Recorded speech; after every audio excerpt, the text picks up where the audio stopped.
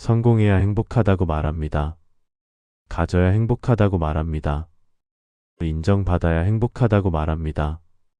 더 많이 소유해야 하고, 더 높이 올라가야 하고, 더 강해져야 한다고 세상은 외칩니다. 그런데 예수님은 갈릴리 산 위에서 완전히 다른 이야기를 하셨습니다. 심령이 가난한 자가 복이 있고, 애통하는 자가 복이 있고, 온유한 자가 복이 있다고 말씀하셨습니다. 세상이 말하는 행복과 하나님이 말씀하시는 복은 왜 이렇게 다를까요? 혹시 여러분도 이 두 가지 사이에서 갈등하고 계신가요? 월요일 아침 출근길 지하철 안에서 SNS를 보면 마음이 불편해집니다. 누군가는 승진했고, 누군가는 새 차를 샀고, 누군가는 화려한 휴가를 다녀왔습니다. 나는 왜 이렇게 평범할까? 나는 왜 이렇게 부족할까 하는 생각이 밀려옵니다. 그럴 때가 있지요. 세상의 기준으로 나를 재단하다 보면 항상 부족하고 항상 뒤처진 것만 같습니다. 그런데 예수님은 2000년 전 수많은 사람들이 모인 그 산에서 전혀 다른 가치관을 선포하셨습니다. 가난이 복이고 애통이 복이고 온유함이 복이라고 하셨습니다. 이것은 단순한 위로의 말씀이 아닙니다. 이것은 천국의 시민이 가져야 할 완전히 새로운 관점입니다. 예수님께서 산상수훈을 통해 말씀하신 것은 세상과 정반대의 가치입니다. 세상은 강한 자가 이긴다고 하지만 예수님은 온유한 자가 땅을 기업으로 받는다고 하셨습니다. 세상은 빼앗아야 성공한다고 하지만 예수님은 주는 자가 더 많이 받는다고 하셨습니다. 세상은 높아져야 존경받는다고 하지만 예수님은 낮아지는 자가 높아진다고 하셨습니다. 오늘 이 시간 우리는 함께 산상수훈의 핵심 진리를 나누려고 합니다. 세상의 가치관에 지친 여러분의 마음이 하나님 나라의 가치관으로 새로워지는 시간이 되기를 간절히 소망합니다. 산상수훈은 단지 도덕적 교훈이 아닙니다. 이것은 천국 백성이 누리는 역설적이지만 확실한 행복의 비밀입니다. 지금부터 함께 그 비밀을 하나하나 풀어가겠습니다. 여러분의 삶에도 이 말씀이 깊이 뿌리내리기를 기도합니다. 은혜의 하나님 감사합니다. 오늘 이 시간 주님께서 갈릴리 산에서 선포하셨던 천국의 가치관 앞에 우리를 세워주셔서 감사합니다.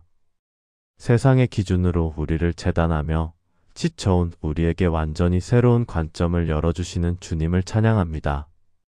하나님, 우리는 너무 오랫동안 세상이 말하는 행복을 쫓아왔습니다. 더 많이 가져야 하고, 더 높이 올라가야 하고, 더 강해져야 행복할 것이라고 믿었습니다. 그런데 그 길의 끝에는 항상 공허함만 남아 있었습니다. 아무리 채워도 채워지지 않는 마음, 아무리 올라가도 만족하지 못하는 욕망, 아무리 강해져도 불안한 마음이 우리를 짓눌렀습니다. 혹시 여러분도 그런 경험이 있으신가요? 세상이 말하는 성공의 사다리를 올라갔는데 정작 마음은 텅 비어있는 것 같은 그런 순간 말입니다. 성경은 이렇게 말씀하십니다. 심령이 가난한 자는 복이 있나니 천국이 그들의 것이며 애통하는 자는 복이 있나니 그들이 위로를 받을 것이며 온유한 자는 복이 있나니 그들이 땅을 기업으로 받을 것이며. 마태복음 5장 3절부터 5절. 이 말씀은 당시 사람들에게 충격이었습니다. 로마의 압제 아래에서 신음하던 유대인들은 강한 메시아, 정치적 해방자를 기다리고 있었습니다. 그런데 예수님은 가난이 복이고 애통이 복이고 온유함이 복이라고 말씀하셨습니다. 이것은 완전히 뒤집힌 가치관입니다. 세상의 논리로는 이해할 수 없는 천국의 역설입니다. 심령이 가난하다는 것은 단순히 물질적으로 가난한 것을 말하는 것이 아닙니다. 히브리어 원어로 아나빔이라는 단어는 영적으로 자신의 부족함을 아는 자를 의미합니다. 자기의에 가득 차 있지 않고 자기 능력을 자랑하지 않고 자기 힘으로 설 수 없음을 인정하는 사람입니다. 그런 사람에게 천국이 열린다고 하셨습니다. 왜냐하면 자신의 빈손을 아는 사람만이 하나님의 은혜를 받을 수 있기 때문입니다. 현실에서 이것을 어떻게 적용할 수 있을까요? 매일 아침 출근하면서 나는 오늘도 하나님의 은혜가 아니면 아무것도 할 수 없습니다. 라고 고백하는 것입니다. 중요한 프레젠테이션 앞에서 주님, 제 능력이 아니라 주님의 지혜를 구합니다. 라고 기도하는 것입니다. 성공했을 때 이것은 내가 아니라 하나님의 은혜입니다. 라고 인정하는 것입니다. 실제로 한 CEO의 간증을 들은 적이 있습니다. 그는 젊은 나이에 회사를 성공시켜 많은 돈을 벌었습니다. 자신의 능력을 자랑하며 살았습니다. 그런데 어느 날 사업이 무너지고 모든 것을 잃었습니다. 그 바닥의 자리에서 그는 처음으로 자신의 연약함을 보았습니다. 자신의 능력으로는 아무것도 할 수 없다는 것을 깨달았습니다. 그리고 그때 예수님을 만났습니다. 심령이 가난해진 그 자리에서 천국이 그에게 열렸습니다.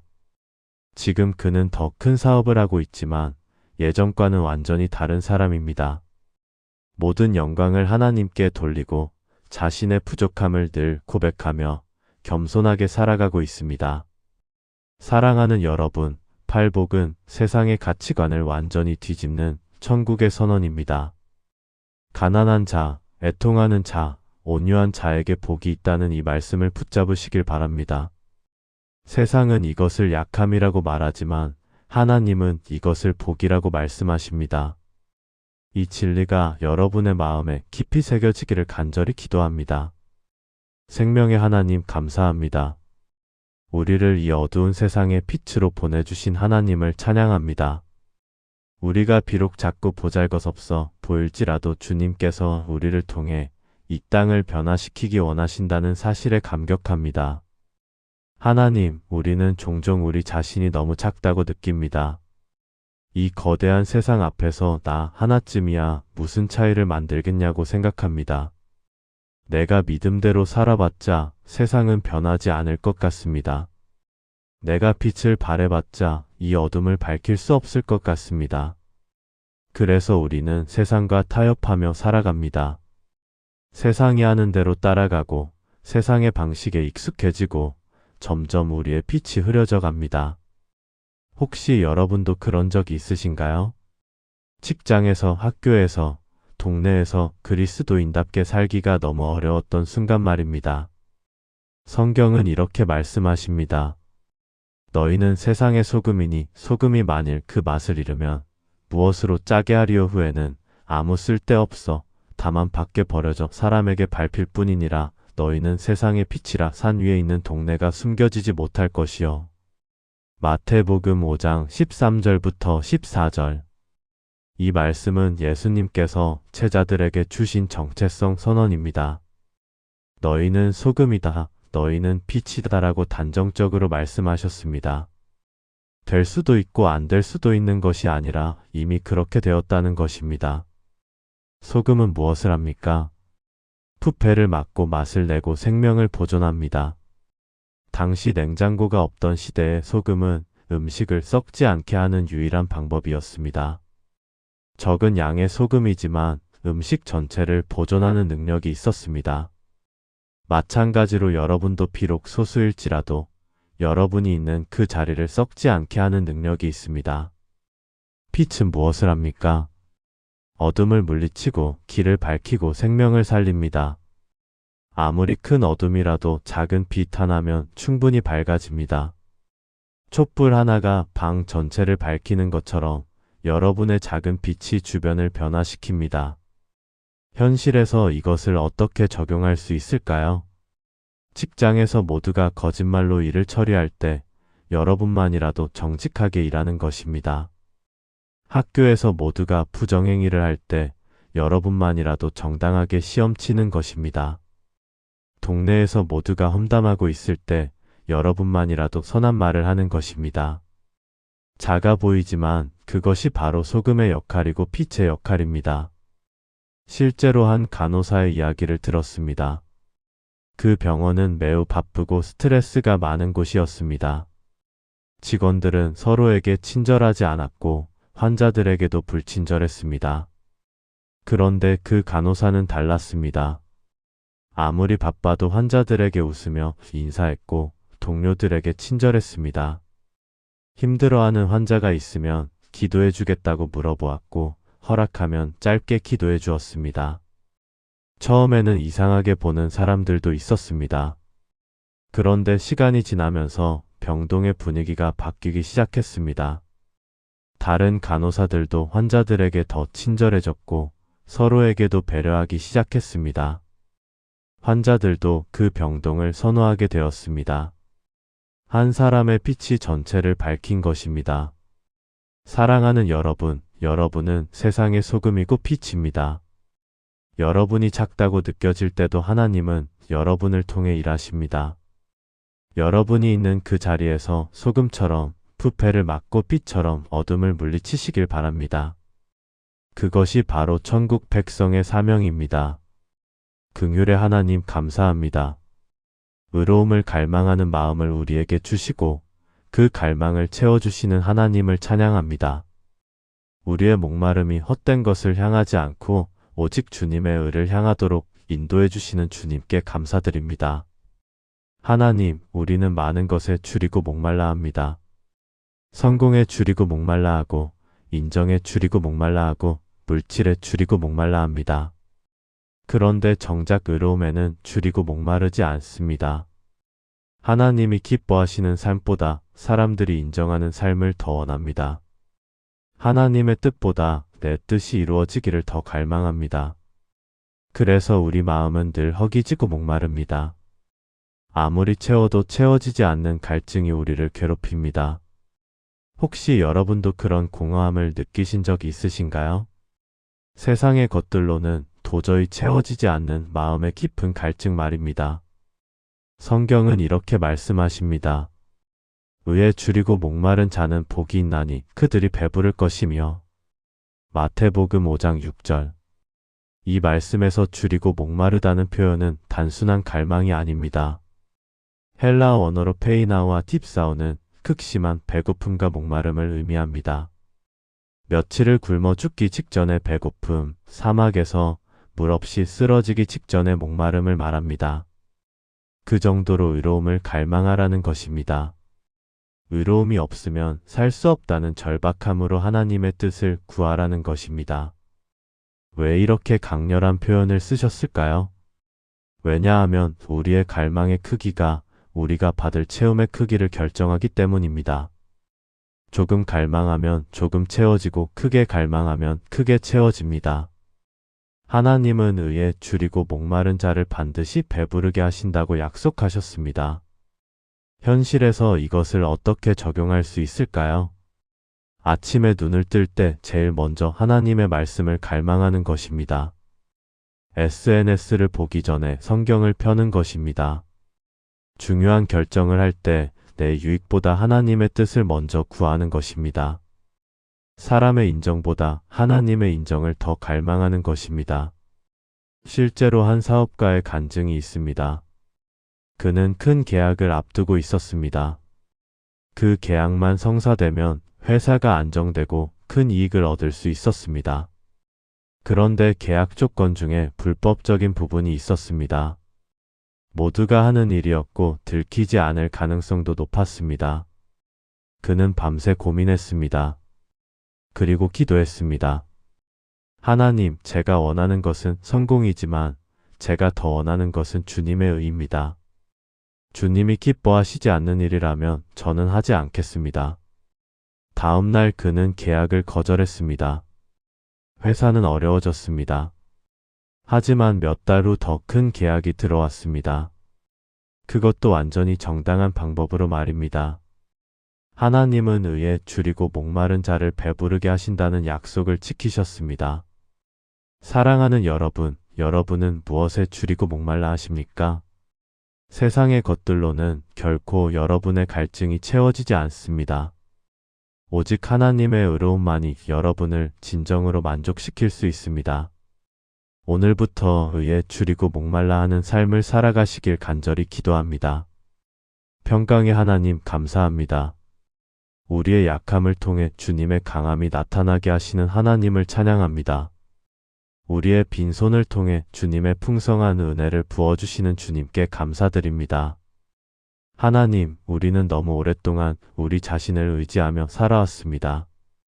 내 능력으로 해결하려 하고, 내 지혜로 판단하려 하고, 내 힘으로 서려고 애써왔습니다. 그런데 그럴수록 우리는 더 지치고 더 무너지고 더 연약해졌습니다. 왜냐하면 우리는 애초에 혼자 설 수 있도록 창조되지 않았기 때문입니다. 우리는 하나님을 의지하도록 만들어졌습니다. 그런데 우리는 그것을 인정하지 않으려 했습니다. 자존심이 우리를 가로막았고 교만이 우리를 넘어뜨렸습니다. 혹시 여러분도 그런 경험이 있으신가요? 내 힘으로 해보겠다고 버티다가 결국 무너진 그런 순간 말입니다. 성경은 이렇게 말씀하십니다. 심령이 가난한 자는 복이 있나니 천국이 그들의 것이며. 마태복음 5장 3절. 이 말씀은 팔복의 첫 번째 복입니다. 모든 복의 시작이 여기에 있습니다. 심령이 가난하다는 것은 영적으로 파산 선고를 받은 상태입니다. 내게는 아무것도 없다. 나는 하나님 없이는 아무것도 할 수 없다는 것을 인정하는 것입니다. 이것이 왜 복일까요? 세상의 관점에서 보면 가난은 불행입니다. 그런데 하나님의 관점에서는 영적 가난이 복입니다. 왜냐하면 자신의 빈손을 아는 사람만이 하나님의 은혜를 받을 수 있기 때문입니다. 가득 찬 그릇에는 더 이상 부을 수 없지만 빈 그릇에는 부을 수 있습니다. 예수님은 이런 비유를 하셨습니다. 두 사람이 성전에 기도하러 올라갔습니다. 하나는 바리새인이고 하나는 세리였습니다. 바리새인은 서서 자기 의를 자랑하며 기도했습니다. 하나님이여, 나는 다른 사람들과 같지 않고 의롭게 살았나이다. 세리는 멀리 서서 감히 눈을 들지도 못하고 가슴을 치며 기도했습니다. 하나님이여, 불쌍히 여기소서, 나는 죄인이로소이다. 예수님은 말씀하셨습니다. 의롭다 하심을 받고 집으로 돌아간 사람은 바리새인이 아니라 세리라고 말입니다. 현실에서 이것을 어떻게 적용할 수 있을까요? 매일 아침 하나님 앞에 빈손으로 나아가는 것입니다.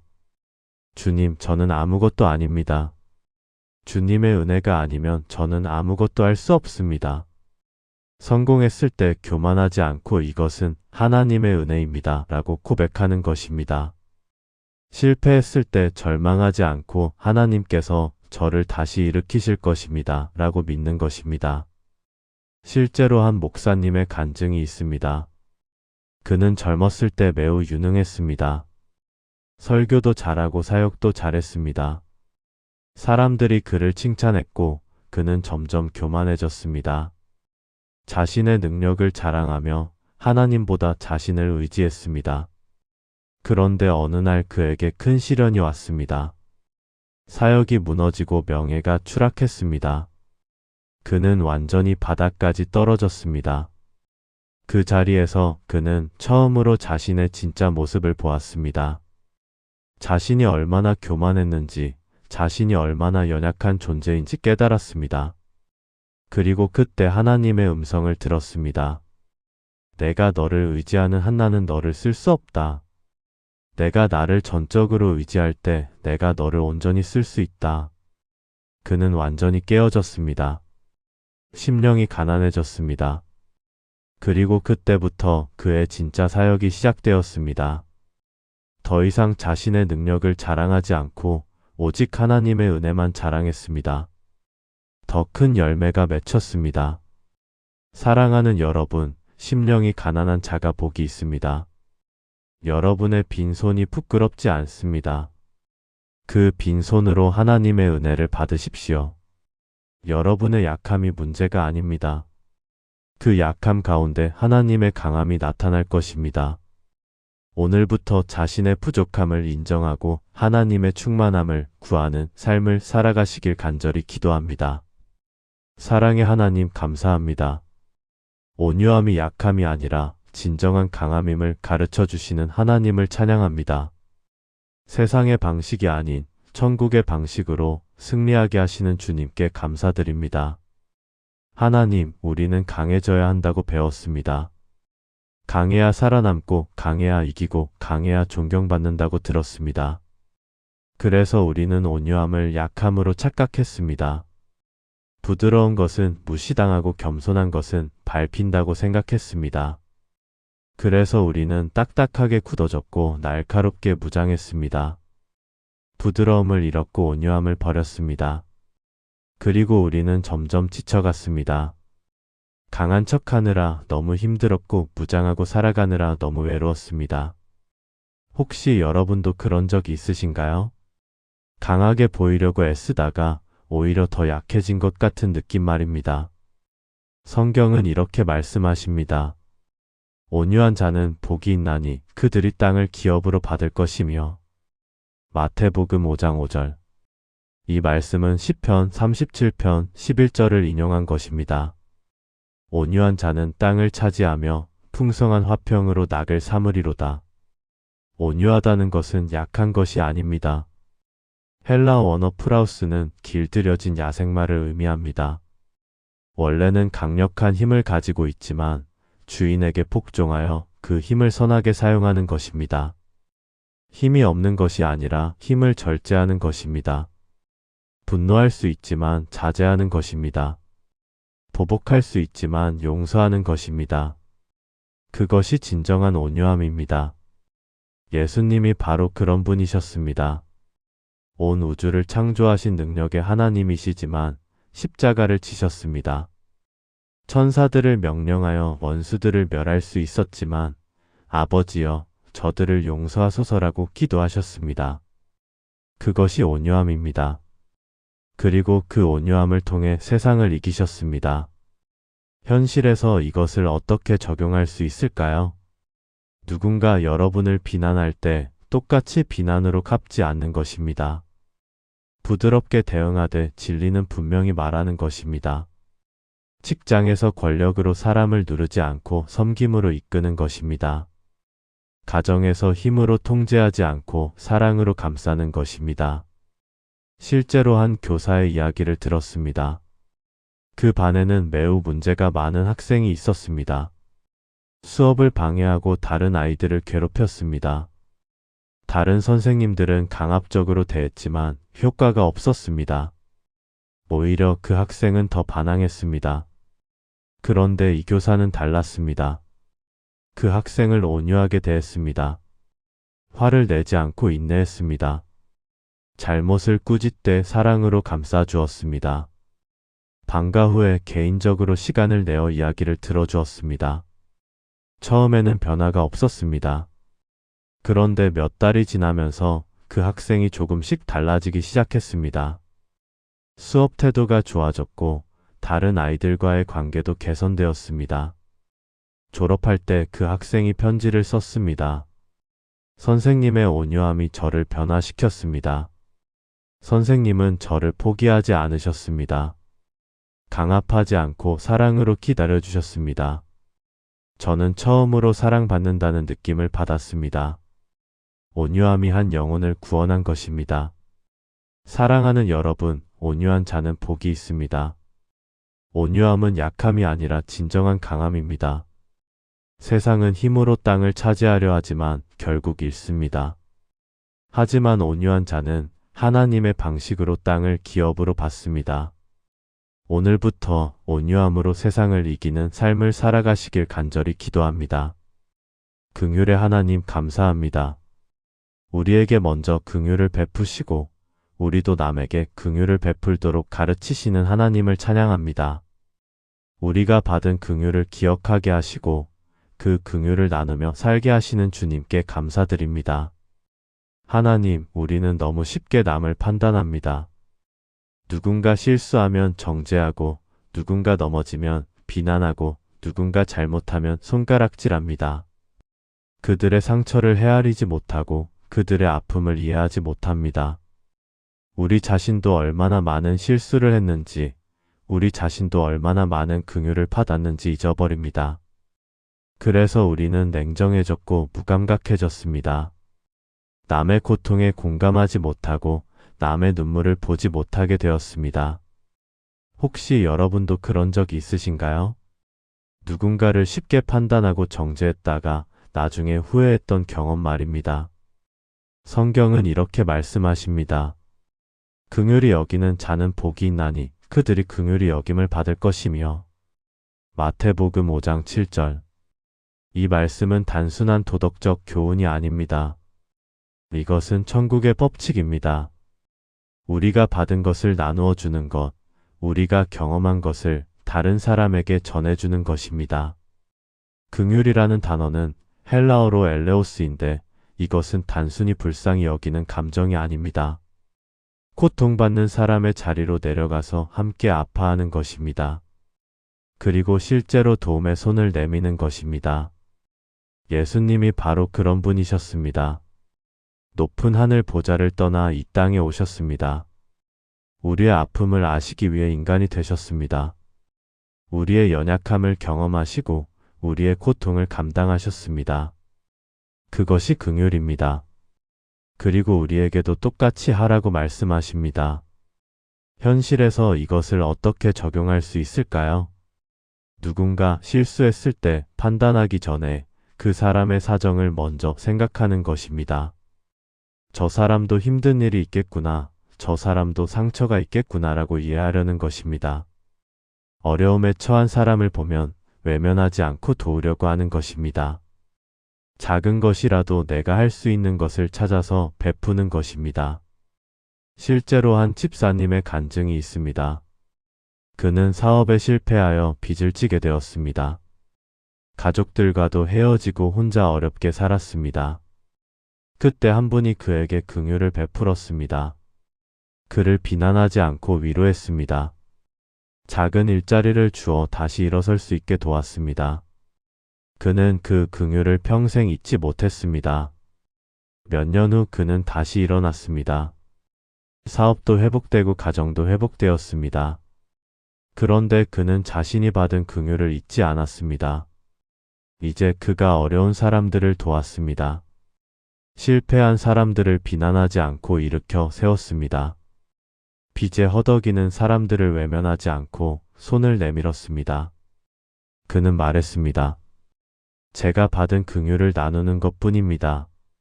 하나님께서 저를 긍휼히 여기셨듯이 저도 다른 사람을 긍휼히 여기고 싶습니다. 그리고 놀라운 일이 일어났습니다. 그가 긍휼을 베풀수록 그의 삶에도 더 많은 긍휼이 임했습니다. 사업은 더 번창했고 가정은 더 행복해졌습니다. 성경 말씀이 그대로 이루어진 것입니다. 긍휼히 여기는 자가 긍휼히 여김을 받는 것입니다. 사랑하는 여러분, 우리 모두는 하나님의 긍휼을 받은 사람들입니다. 우리가 지은 죄를 용서받았고 우리의 연약함을 이해받았습니다. 그 긍휼을 기억하십시오. 그리고 그 긍휼을 다른 사람에게 나누어 주십시오. 판단하지 말고 이해하십시오. 정죄하지 말고 용서하십시오. 외면하지 말고 도우십시오. 그것이 긍휼히 여기는 자의 삶입니다. 오늘부터 긍휼을 베푸는 삶을 살아가시길 간절히 기도합니다. 거룩하신 하나님 감사합니다. 우리의 마음을 정결하게 하시고 주님을 볼 수 있게 하시는 하나님을 찬양합니다. 겉모습이 아니라 마음을 보시는 주님께 감사드립니다. 하나님, 우리는 겉모습을 꾸미는데 너무 많은 시간을 씁니다.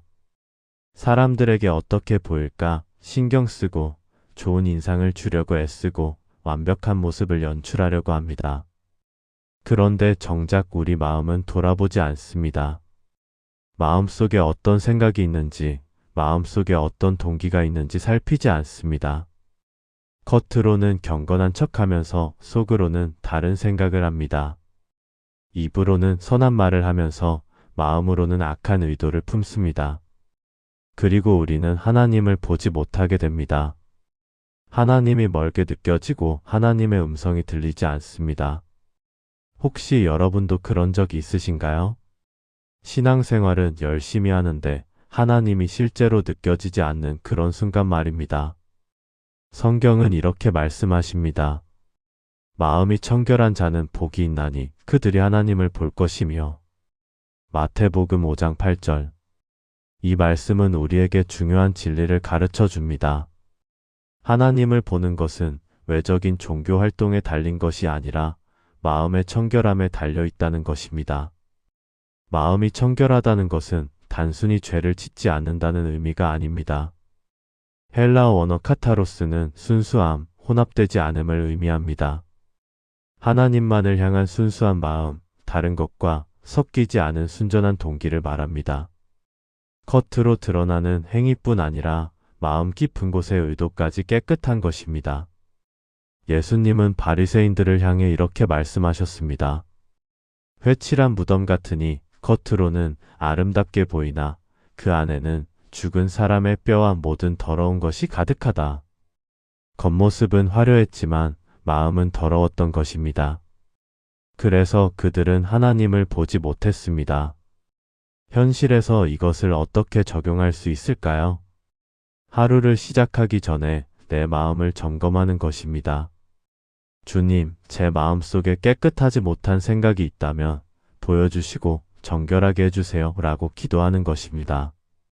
선한 일을 할 때도 동기를 살피는 것입니다.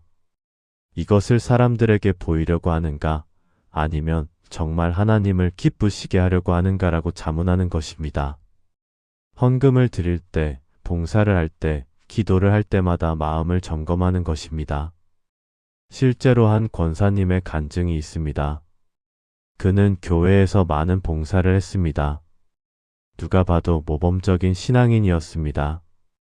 그런데 어느 날 하나님께서 그의 마음을 보여주셨습니다. 봉사를 하면서도 인정받고 싶은 마음이 있었습니다. 헌금을 드리면서도 다른 사람과 비교하는 마음이 있었습니다. 기도를 하면서도 다른 생각들이 가득했습니다. 그는 충격을 받았습니다. 자신이 얼마나 이중적으로 살았는지 깨달았습니다. 그날부터 그는 달라졌습니다. 더 이상 사람들에게 보이려고 애쓰지 않았습니다. 오직 하나님만 보시는 곳에서 더욱 열심히 섬겼습니다.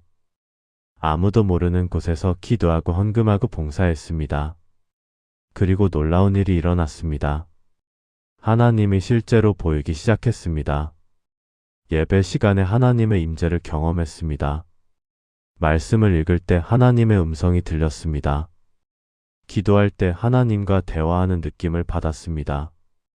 마음이 청결해지니까 하나님을 볼 수 있게 된 것입니다. 사랑하는 여러분, 마음이 청결한 자는 복이 있습니다. 하나님은 겉모습을 보지 않으시고 마음을 보십니다. 오늘부터 여러분의 마음을 정결하게 지키십시오. 겉으로 드러나는 모습뿐 아니라 마음 깊은 곳의 동기까지 깨끗하게 하십시오. 그때 여러분은 하나님을 보게 될 것입니다. 하나님의 임재를 경험하고 하나님의 음성을 듣고 하나님과 동행하는 삶을 살게 될 것입니다. 오늘부터 마음의 청결함을 추구하는 삶을 살아가시길 간절히 기도합니다. 평강의 하나님 감사합니다. 우리에게 화평을 주시고 우리도 화평케 하는 자가 되게 하시는 하나님을 찬양합니다. 분쟁이 아닌 화해를, 미움이 아닌 사랑을 선택하게 하시는 주님께 감사드립니다. 하나님, 이 세상은 분쟁으로 가득합니다. 나라와 나라가 싸우고 민족과 민족이 대립하고 사람과 사람이 다툽니다. 교회 안에서도 의견 차이로 갈라지고 가정 안에서도 갈등으로 상처받습니다. 우리는 너무 쉽게 싸우고 너무 어렵게 화해합니다. 내가 옳다고 주장하고 상대방이 틀렸다고 비난합니다. 내 입장만 고집하고 상대방의 아픔은 헤아리지 못합니다. 그래서 관계는 깨어지고 공동체는 분열됩니다. 마음은 불편하고 영혼은 지쳐갑니다. 혹시 여러분도 그런 적이 있으신가요? 누군가와의 갈등 때문에 마음이 편치 않았던 경험 말입니다. 성경은 이렇게 말씀하십니다. 화평케 하는 자는 복이 있나니 그들이 하나님의 아들이라 일컬음을 받을 것이며. 마태복음 5장 9절. 이 말씀은 우리에게 놀라운 신분을 선언합니다. 화평케 하는 자를 하나님의 아들이라고 부르신다는 것입니다. 왜 화평케 하는 자가 하나님의 아들일까요? 왜냐하면 그것이 바로 하나님께서 하시는 일이기 때문입니다.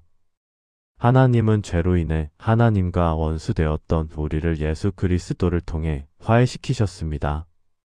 십자가는 하나님과 인간 사이의 화평입니다.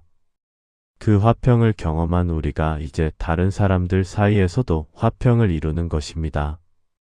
화평케 한다는 것은 단순히 싸움을 말리는 것이 아닙니다.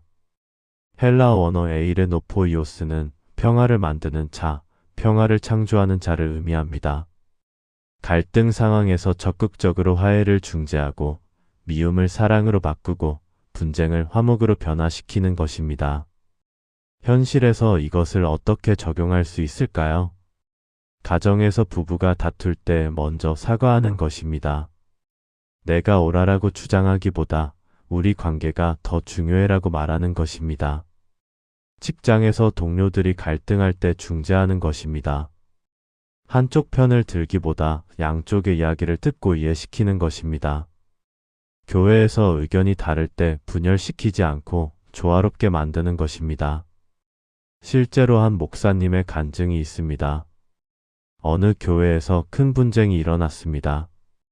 건축 문제로 의견이 갈렸고 성도들이 둘로 나뉘었습니다. 서로 비난하고 공격했습니다.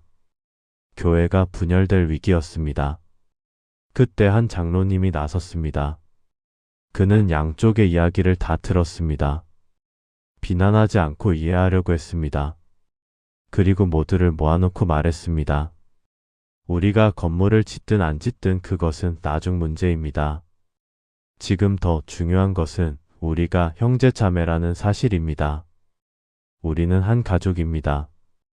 건물보다 관계가 더 중요합니다. 그의 말에 사람들이 울기 시작했습니다. 자신들이 얼마나 어리석었는지 깨달았습니다. 건물 때문에 형제를 미워했던 것입니다. 그날 모두가 회개하고 화해했습니다. 교회는 다시 하나가 되었습니다. 그리고 그 장로님을 하나님의 아들이라고 불렀습니다. 그가 화평케 하는 자였기 때문입니다. 사랑하는 여러분, 화평케 하는 자는 복이 있습니다. 이 세상은 분쟁으로 가득하지만 우리는 화평을 만드는 사람들입니다. 미움을 사랑으로, 갈등을 화해로, 분열을 연합으로 바꾸는 사람들입니다. 그것이 하나님의 아들이 하는 일입니다. 오늘부터 여러분이 있는 곳에서 화평을 만드는 삶을 살아가시길 간절히 기도합니다. 만군의 하나님 감사합니다. 우리가 옳은 일을 할 때 핍박이 올지라도 함께 하시는 하나님을 찬양합니다. 세상이 우리를 미워할지라도 우리를 사랑하시는 주님께 감사드립니다. 하나님, 우리는 핍박을 두려워합니다. 의를 행하려고 하면 비난받을까 봐 두렵습니다. 진리를 말하려고 하면 미움받을까 봐 무섭습니다. 그래서 우리는 타협합니다. 모두가 하는 대로 따라가고 모두가 말하는 대로 말하고 모두가 사는 대로 삽니다. 의를 위해 홀로 서는 것이 너무 외롭습니다. 진리를 위해 소수가 되는 것이 너무 버겁습니다. 그래서 우리는 침묵하고 눈을 감고 귀를 막습니다. 혹시 여러분도 그런 적이 있으신가요? 옳은 일이라는 것을 알면서도 두려워서 하지 못했던 경험 말입니다. 성경은 이렇게 말씀하십니다. 의를 위하여 박해를 받은 자는 복이 있나니 천국이 그들의 것이며 나로 말미암아 너희를 욕하고 박해하고 거짓으로 너희를 거슬러 모든 악한 말을 할 때에는 너희에게 복이 있나니 기뻐하고 즐거워하라. 하늘에서 너희의 상이 큼이라. 마태복음 5장 10절부터 12절. 이 말씀은 우리에게 놀라운 약속을 줍니다. 의를 위해 핍박받는 것이 저주가 아니라 복이라는 것입니다. 세상의 기준으로는 이해할 수 없는 역설입니다. 어떻게 핍박이 복일 수 있습니까?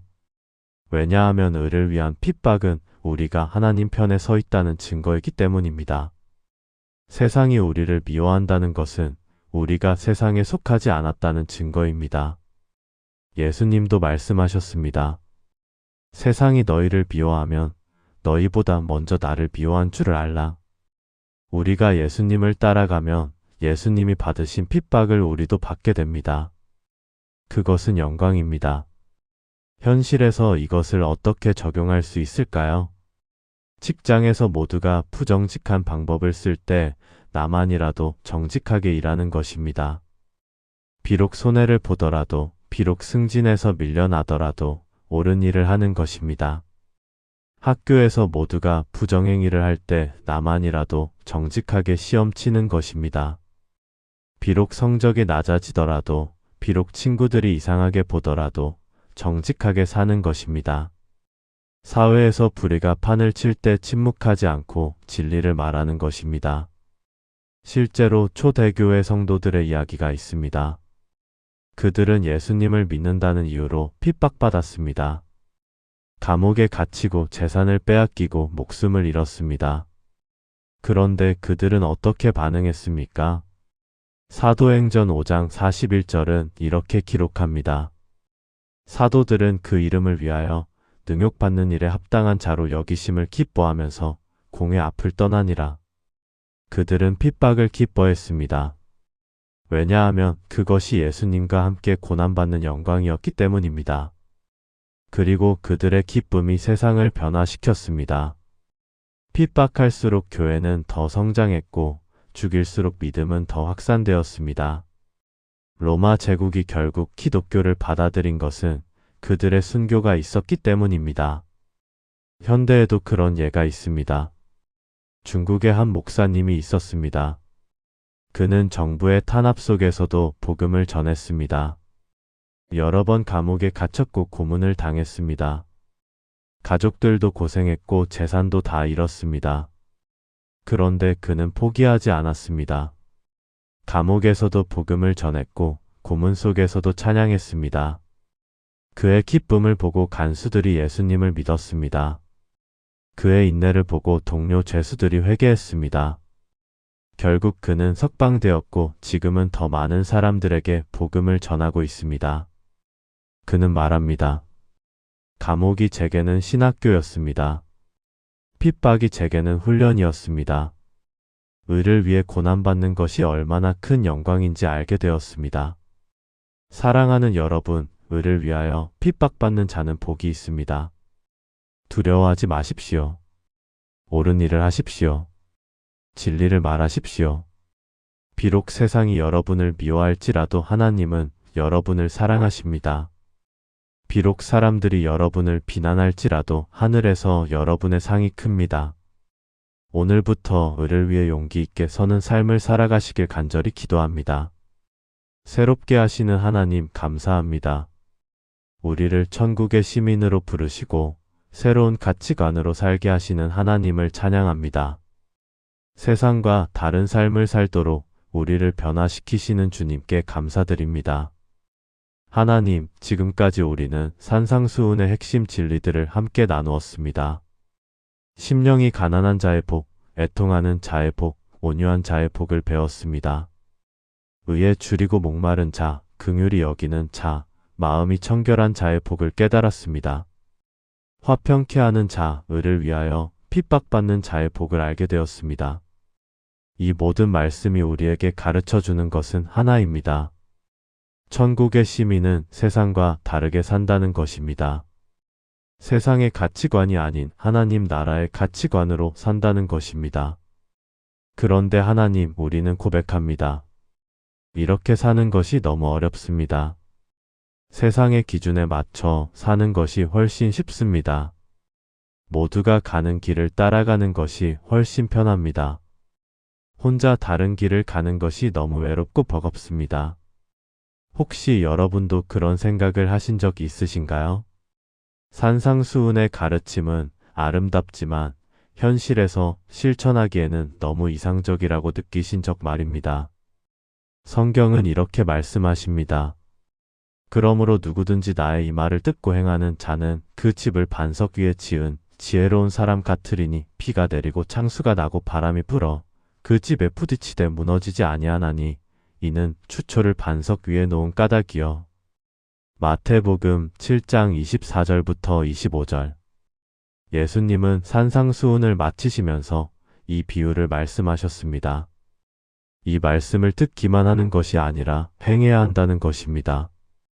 반석 위에 집을 짓는 것처럼 이 말씀 위에 우리 인생을 세워야 한다는 것입니다. 그럴 때 비가 와도 바람이 불어도 무너지지 않는다고 약속하셨습니다. 이것은 단순한 도덕적 교훈이 아닙니다. 이것은 우리 인생의 기초입니다. 세상의 가치관 위에 인생을 세우면 언젠가 무너집니다. 하지만 하나님 나라의 가치관 위에 인생을 세우면 영원히 견딥니다. 현실에서 이것을 어떻게 적용할 수 있을까요? 매일 아침 이 말씀을 묵상하며 하루를 시작하는 것입니다. 오늘 나는 천국의 시민으로 살겠습니다. 세상의 방식이 아닌 하나님의 방식으로 살겠습니다. 결정을 할 때마다 산상수훈의 원리를 적용하는 것입니다. 이것이 심령이 가난한 자의 태도인가? 이것이 온유한 자의 선택인가? 이것이 긍휼히 여기는 자의 반응인가? 실제로 한 청년의 간증이 있습니다. 그는 대학을 졸업하고 취업을 준비했습니다. 여러 회사에서 제안이 왔습니다. 가장 좋은 조건을 제시한 회사는 연봉도 높고 전망도 좋았습니다. 그런데 그 회사는 윤리적으로 문제가 있는 사업을 했습니다. 그는 고민했습니다. 그리고 산상수훈을 읽었습니다. 의에 줄이고 목마른 자는 복이 있나니. 그는 결정했습니다. 연봉이 적어도 의로운 회사를 선택하겠다고 말입니다. 가족들은 반대했습니다. 친구들은 이해하지 못했습니다. 그런데 그는 흔들리지 않았습니다. 천국의 가치관으로 선택했습니다. 몇 년이 지났습니다. 그가 거절했던 회사는 부정으로 망했습니다. 그가 선택한 회사는 정직하게 성장했습니다. 그는 그 회사에서 인정받고 승진했습니다. 더 중요한 것은 그가 잠을 편히 잘 수 있다는 것입니다. 양심의 거리낌이 없이 살 수 있다는 것입니다. 하나님께 떳떳하게 기도할 수 있다는 것입니다. 그는 말합니다. 산상수훈을 따라 산 것이 제 인생 최고의 결정이었습니다. 세상의 기준으로는 손해본 것 같지만 하나님의 기준으로는 가장 큰 유익을 얻었습니다. 사랑하는 여러분, 산상수훈은 이상적인 가르침이 아닙니다. 이것은 실제로 살아야 할 삶의 원리입니다. 천국의 시민으로 부름받은 우리가 이 땅에서 살아가는 방식입니다. 쉽지 않을 것입니다. 세상과 반대로 가는 것이기 때문입니다. 하지만 이것이 유일하게 무너지지 않는 길입니다. 이것이 진정한 행복에 이르는 길입니다. 오늘 이 시간 여러분 한 분 한 분이 결단하시길 바랍니다. 나는 산상수훈의 가르침대로 살겠습니다. 세상이 아니라 천국의 기준으로 살겠습니다. 그 결단이 여러분의 인생을 반석 위에 세울 것입니다. 비가 와도 바람이 불어도 무너지지 않는 인생이 될 것입니다. 그리고 그 인생을 통해 세상 사람들이 하나님을 보게 될 것입니다. 오늘부터 천국 시민의 새로운 삶을 시작하시길 간절히 기도합니다. 아멘.